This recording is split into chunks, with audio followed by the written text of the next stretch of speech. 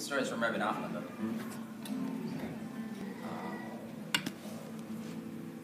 There was once a king. He was the king of sadness. And he ruled over the whole world. The whole world was sad. And like any good king, he would go out to see how his kingdom was doing. And like any good sad person, he would go out and find joy. The only joy he found was in other people's misery. And he'd dress up in disguise, and like all the good kings in history, Shlomo, King Arthur, they all dressed up in disguise to go see what the common folk were up to. King of Sadness did this too. And everybody in the whole world was sad, except for him, who was happy because everybody was sad. One day he passes by this little broken down house, little broken down porch, broken down table, broken down chair, broken down man sitting at it, eating up broken plates, drinking out of a chipped cup, singing at the top of his lungs. And the king of sadness is in disguise. Said, what? Everybody I've ever met is sad. How are you happy? He says, don't you know who I am? I'm the great fixer. I go out into the town square every morning, and I shout out at the top of my lungs, I'm the great fixer. Bring me what's broken. Bring me your broken lives. Bring me your broken hearts. Your broken relationships. Bring me what's broken, and I'll fix it. Somebody always has something broken. At the end of the day, they give me a couple pennies, and I go to the market, and I buy my food, my little fistula. Because a fistula has to be a fistula. And what do I have to be sad about? I have my fistula. Why shouldn't I sing? Well, the king goes home, changes back into the king, and makes a decree. So the next morning, the great fixer goes out into the town square, and he says, I'm the great fixer. Everybody says, shh. Didn't you hear? Hear what? The king issued a special decree.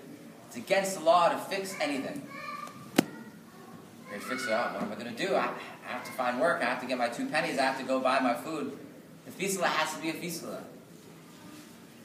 So he walks along and he sees a very rich, posh, Rittenhouse Square woman sweeping her balcony. And he says, what? What is a rich lady like you doing sweeping a balcony? She said, my maid ran away. He said, I'll sweep for you.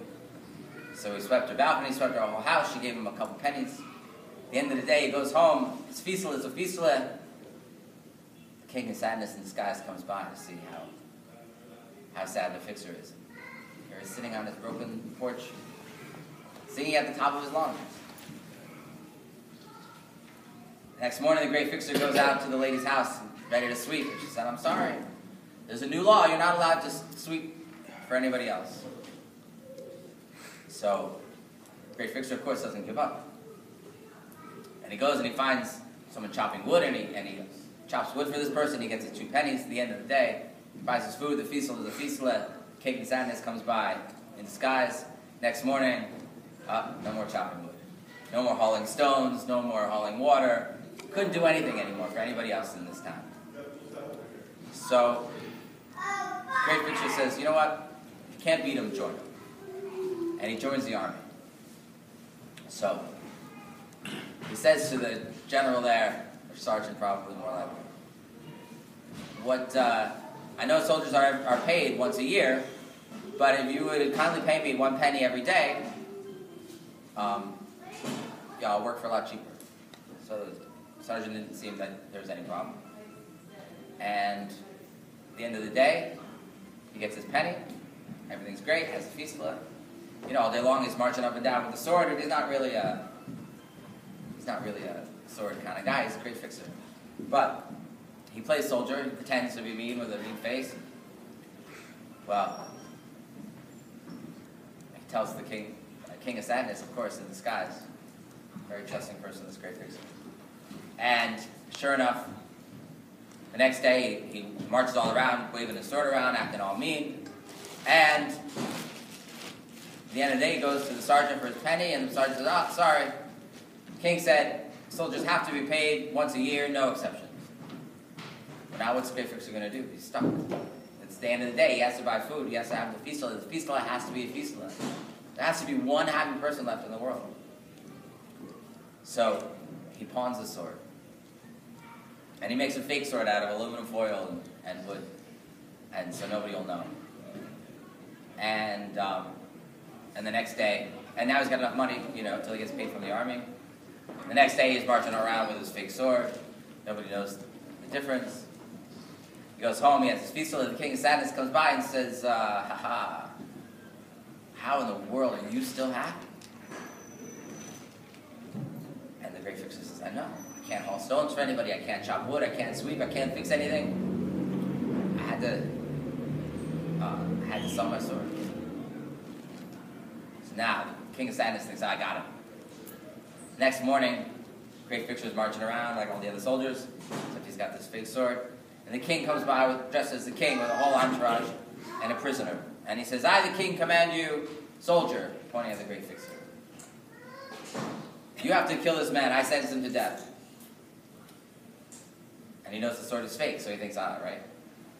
He sold the sword, I'll put him in jail, he'll be sad, he won't have a feast left. That's it. Great fixer doesn't give up still. And he says, everybody knows who I am. I'm the great fixer. And I have magical powers. I can fix things. But because I have these magical powers, I can't destroy. And if this man is innocent, well, if he's guilty, I'll chop off his head. But if he's innocent, my sword's going to turn to aluminum foil and wood. And sure enough, he pulls it out. At that point, the king of sadness gives up. And there's still one happy person in the world. The world can still exist. Because there's at least one person singing. At least one person. The feastla has to be a feastla. That little thing. Got to find that thing to keep us happy. Even in this world of sadness.